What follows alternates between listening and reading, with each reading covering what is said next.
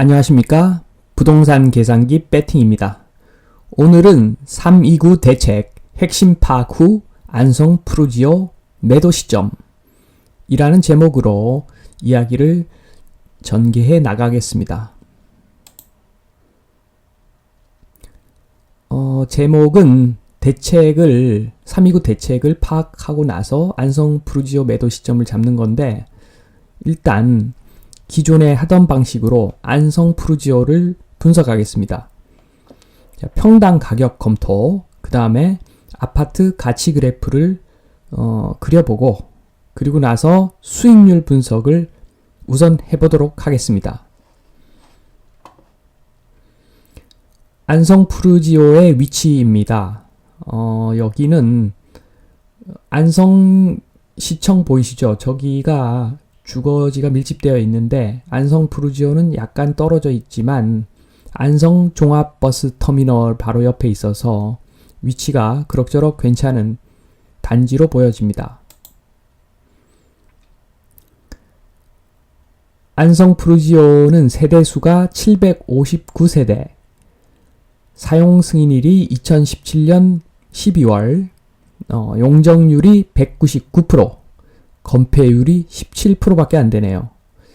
서울에 만약에 저런 아파트가 있으면 괜찮습니다. 분석할 평형은 99A입니다.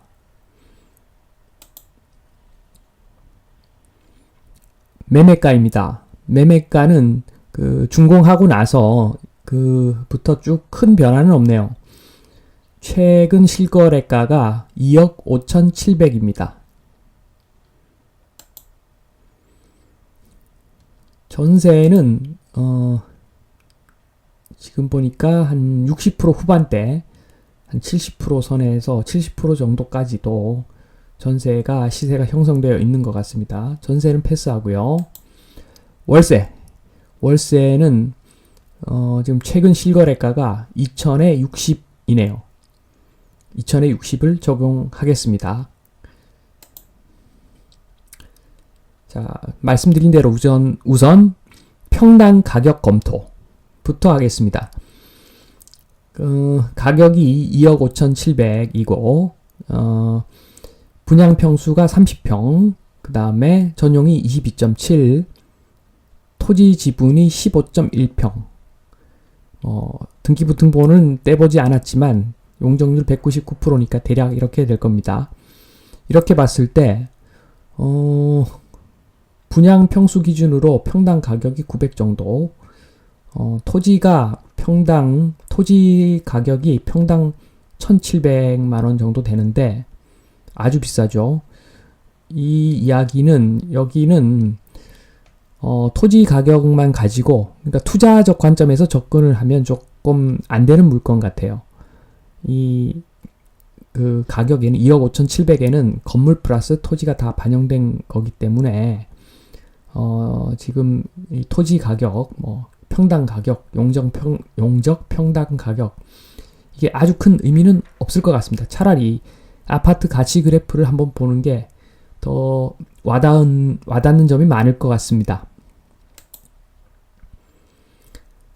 가치 그래프를 그리기 위해서 표를 우선 만들었는데요.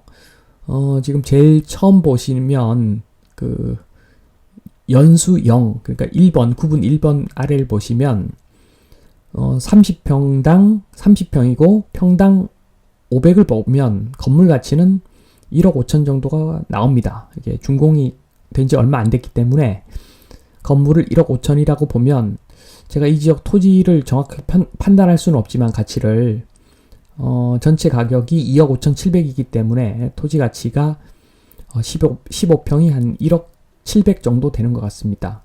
평당 한 700 정도 선에서 지금 시세가 형성되어 있다고 일단 가정을 하겠습니다. 이렇게 봤을 때 토지 가치는 1년에 2%씩 오른다고 가정했습니다. 그러니까 5년 단위로 봤을 때 5년마다 한 10% 정도 오른다고 봤는데, 이 부분에 대해서는 아마 의견이 분분할 겁니다. 요즘 보면 2019년, 20년 GDP는 오히려 돈을 많이 풀었지만 감소를 했고, 그 다음에 물가 상승률은 0.5% 정도니까 사실 그 토지 가치가 2%로 계속 오른다는 보장은 없죠. 저성장 시대니까 이 부분에 대해서는 의견이 분분한데 일단은 2%로 가정을 하였습니다. 그리고 건물 가치는 어차피 40년 정도 지나면 유지 보수비가 들어가는 마이너스 건물이 되는 거죠. 수리를 하지 않으면 살 수가 없기 때문에 그러니까 돈을 먹는 건물이 되는 겁니다. 그래서 감가상각을 그 5년에 2천만 원씩, 그러니까 1년에 400만 원씩 감가상각 되는 걸로 보고 금의 그 가치를 이렇게 기입하였습니다. 이렇게 보면 표보다도 이제 그래프를 보면 한눈에 알아볼 수가 있는데 그래프를 한번 보겠습니다. 지금 초록색으로 보이는 것이 그 건물 플러스 토지 가격을 합한 가격이죠. 초록색이. 그리고 그 빨간색 그 선이 아파트 건물 가격입니다. 건물 가치. 그리고 파란색이 토지 가치입니다. 토지 가치는 1년에 2%씩 쭉 올라간다고 가정을 했죠. 그렇지만 토지 가격이 워낙 낮은 지역이라서 그리고 뭐 발전 가능성이 아주 지금으로서는 뭐 서울만큼 그렇게 큰 지역이 아니기 때문에 토지 가치는 증가하더라도 건물 가치가 감소가 크기 때문에 전체적인 아파트 가치는 하락하는 모양이 나타납니다. 그래서 이것만 봐도 대략 알 수가 있는 것이 이 아파트는 실수요자를 위한 물건이다. 이거는 바이 관점이 아니라 리브 관점에서 접근을 해야 된다. 이렇게 보여집니다. 그 다음은 수익률 분석입니다. 수익률 분석은 앞에서 구한 2천에 60 월세를 적용하고 매매금액 2억 5,700을 적용했을 때 계략적으로 계산을 하면 수익률을 좀 높게 나오게 계산을 하면 1가구 1주택일 경우 2.82% 정도 나옵니다. 그래서 참 애매한 숫자죠. 2.82%. 서울이라면 이 정도 되면 살까? 투자로 살까 고민할 수 있을 정도의 수치지만 보시다시피 아까 좀 전에 아파트 가치 그래프를 보면 여기는 투자적인 관점에서 접근할 물건이 아니기 때문에 2.82%가 나오면 이게 투자로서 가치는 없는 것 같고 2.82% 받고 수익을 받고 감가상각 되는 것을 지켜보느니 직접 거주할 목적으로 이 아파트를 사는 것이 맞는 것 같습니다.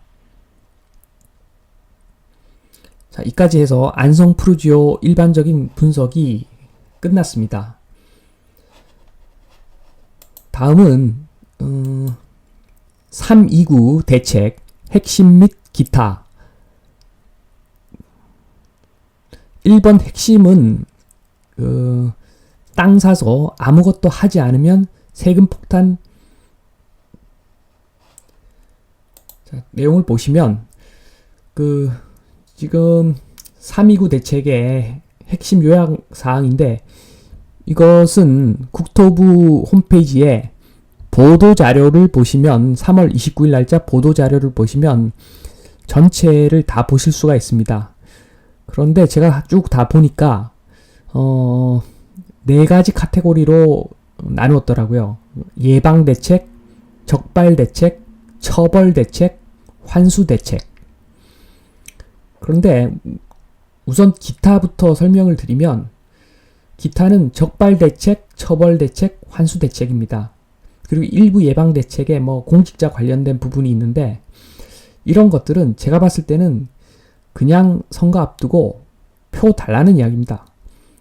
이것은 어차피 올해 하반기부터 실제로 어떤 식으로 관리를 하는지를 지켜봐야 될 부분이지 이 자체로는 뭐 아무것도 없는 것 같습니다. 뭐 제도적으로 이게 100% 갤런티가 된 부분이 아니기 때문에 기타는 펴주세요. 그리고 예방 대책의 일부 내용이 핵심인데 그 핵심을 요약하자면 땅 사서 아무것도 하지 않으면 세금 폭탄, 그 말이 정답일 겁니다. 자, 상세하게 한번 볼게요. 핵심이 이게 뭐냐 하면 1년 미만, 2년 미만 이렇게 단기 보유를 할 경우에는 사업용 토지라도 양도세를 중과하겠다. 1년 미만 70%, 2년 미만 60% 중과를 하겠다라는 내용이고, 이거는 뭐 어떻게 보면 별거 아닌데 최고로 중요한 것이 비사업용 토지에 대한 가산세죠.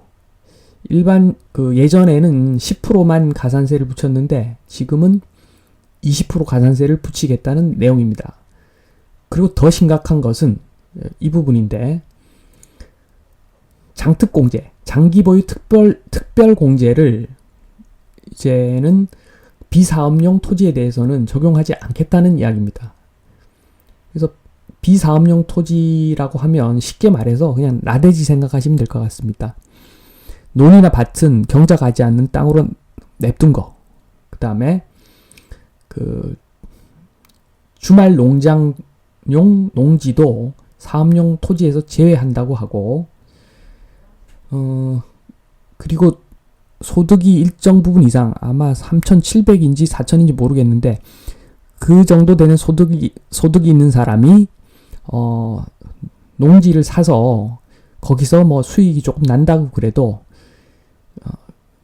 그 해에는 만약에 2021년 3,700이 연봉이다. 3,700인지 4,000이 연봉이다. 이렇게 가정하면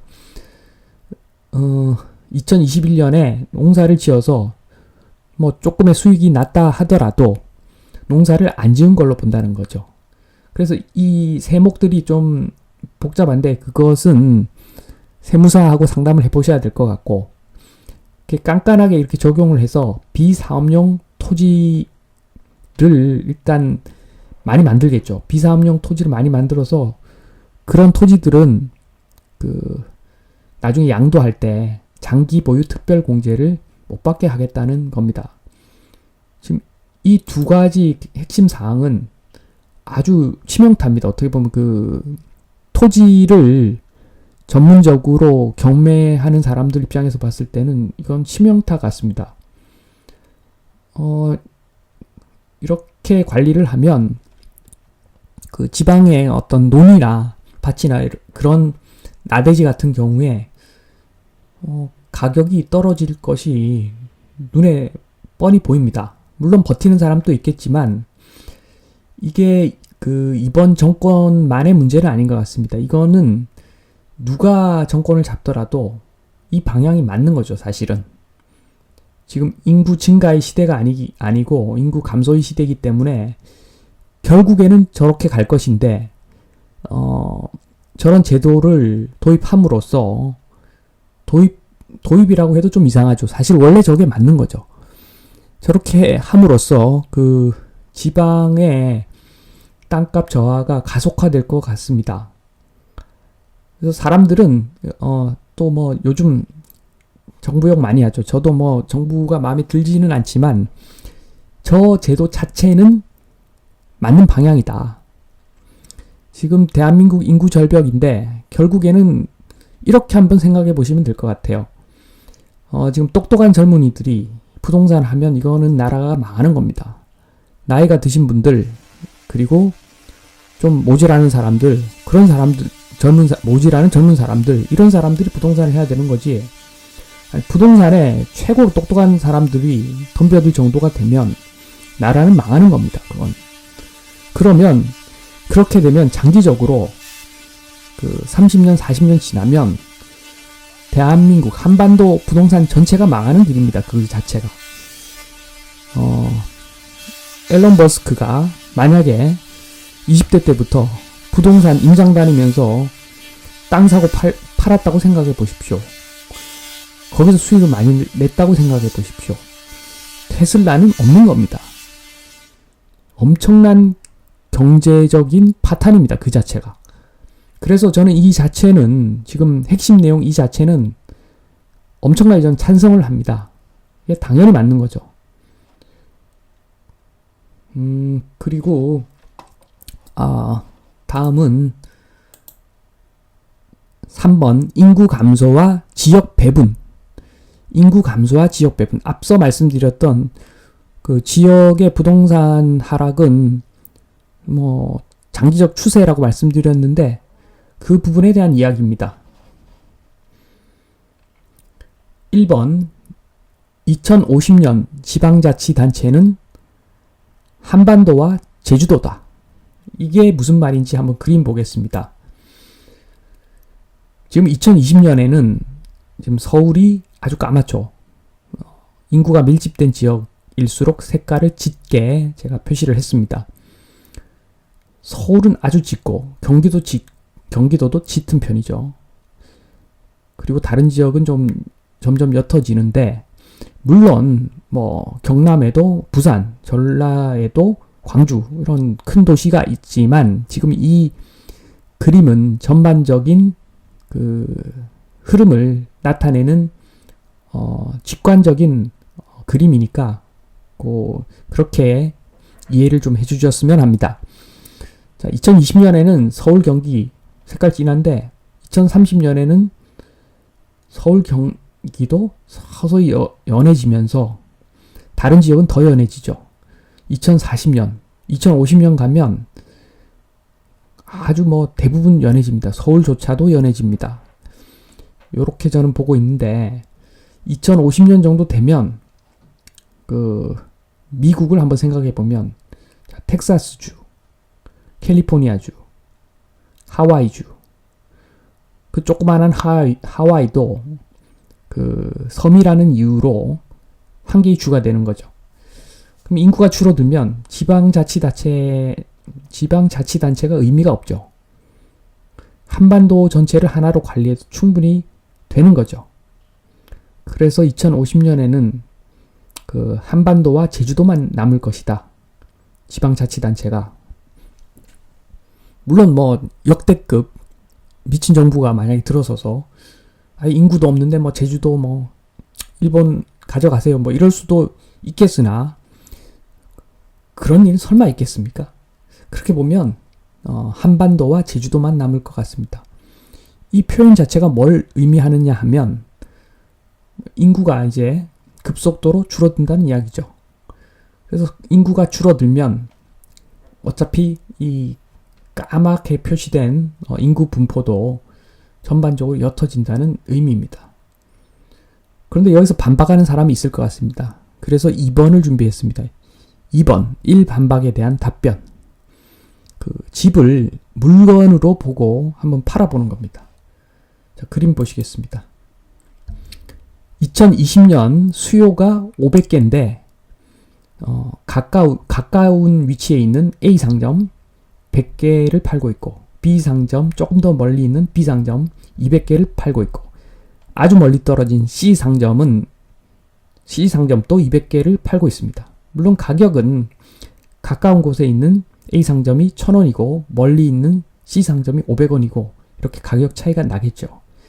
그렇지만 수요가 500개이기 때문에 A 상점, B 상점, C 상점 모두 판매를 할 수 있는 상황이죠. 그런데 2040년이 되면 땅덩이는 똑같죠. 땅의 크기는 똑같기 때문에 A 상점, B 상점, C 상점이 보유한 제품의 개수는 똑같은데 이 500개 중에서 수요가 300개로 줄기 때문에 200개는 안 팔리는 상황이 옵니다. 그래서 기존 가격 체계를 유지를 하면 A 상점과 B 상점 물건만 팔리는 거고 C 상점은 한 개도 팔리지 않는 상황이 오는 거죠. 이런 상황이 올 때 C 상점은 이렇게 말하겠죠. 10원. 10원만 받고 파는 게 그래도 안 파는 것보다는 낫다. 그러면 어떻게 되겠습니까? 10원, 800원, 1000원. 이런 상황이 오면 B 상점이 죽는 겁니다. 80배 가격 차이가 나면 C 상점만 팔리겠죠.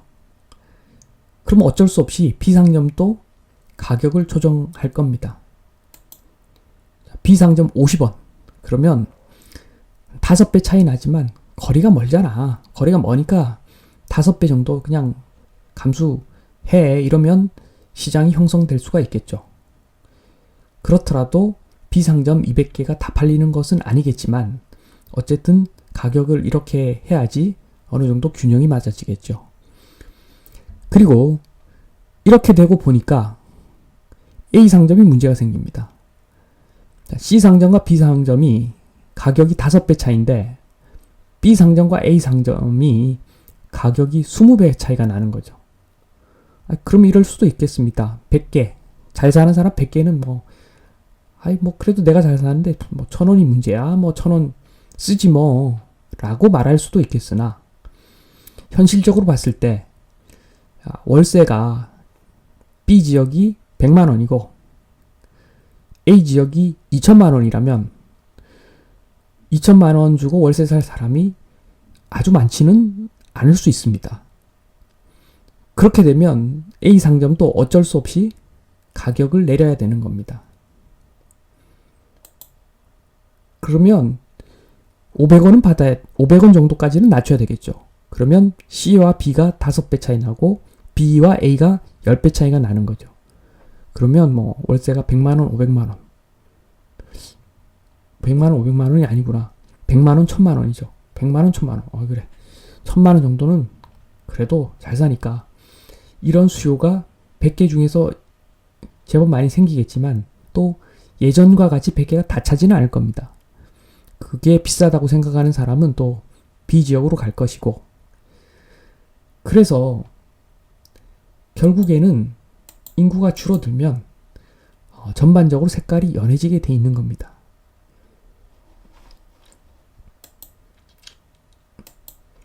이제 마지막 4번으로 갑니다. 안성 프루지오 매도 시점. 둘러서 이제 결론으로 갑니다. 안성 프루지오 매도 시점. 자, 간단하죠. 1번 실거주. 필요할 때까지 리브하면 되는 겁니다. 살면 되는 겁니다. 2번 투자. 투자는 오늘이 최고가입니다. 아파트 가치 그래프하고 인구 감소 그 내용을 다시 한번 보시면 지금 인구가 감소되기 때문에 이런 지역은 특히나 인구 감소가 급속도로 이루어질 지역이라고 보여집니다. 물론 입지라는 것은 계속 바뀌겠지만 그러니까 서울이라고 해서 서울 내에서도 어떤 특정 지역이 계속 A급일 수는 없죠. A급이 C급도 되고 D급도 될 수도 있는 거고 F급이 A급 될 수도 있는 거고 그거는 몇십 년이 지나면 그렇게 될 수도 있는 것이겠지만 확률을 봐야 되는 거죠. 서울과 경기의 차이는 그 문화재의 차이죠. 조선시대의 수도로서 있었던 그 자체는 어떻게 해볼 수가 없는 넘사벽이죠. 광화문, 경복궁, 설릉역 이런 거 없습니다. 일산에 당연히 없고 분당에도 당연히 없습니다. 절대 따라갈 수가 없기 때문에 제가 보기에는 그래도 서울이 좀 부각될 것 같고 그리고 미국 같은 경우 이렇게 보면 그 주에 어떤 주에 잘 사는 지역은 경제적으로 잘 사는 지역은 정해져 있는 겁니다. 어차피 주수도 정치적인 수도는 어차피 우리 입장에서 봤을 때는 시골입니다. 시골. 그래서 나중에는 한반도에서는 어차피 서울이 부각될 것이고 그 서울을 중심으로 거리순으로 B 지역, C 지역, D 지역 가겠죠. 물론 부산 같은 경우에 또는 광주 같은 경우에 그런 지역 같은 경우에는 또 사람들이 밀집해 사는 지역이 생기겠지만 지금과는 다른 개념일 겁니다. 그때가 되면 그냥 부산 이런 게 아니라 부산에 있는 땡땡로 땡땡 땡땡 집원 땡땡로 땡땡 그 지역에 사람들이 모여 살겠죠. 이 부산이 엄청 좁아질 겁니다. 실질적인 부산이. 광주도 마찬가지고 뭐 다 마찬가지가 될 것 같습니다. 그렇기 때문에 그 안성 프로지오는 오늘이 최고가다. 투자 측면에서는 접근하면 안 되는 물건이다 라고 보여집니다. 마치겠습니다.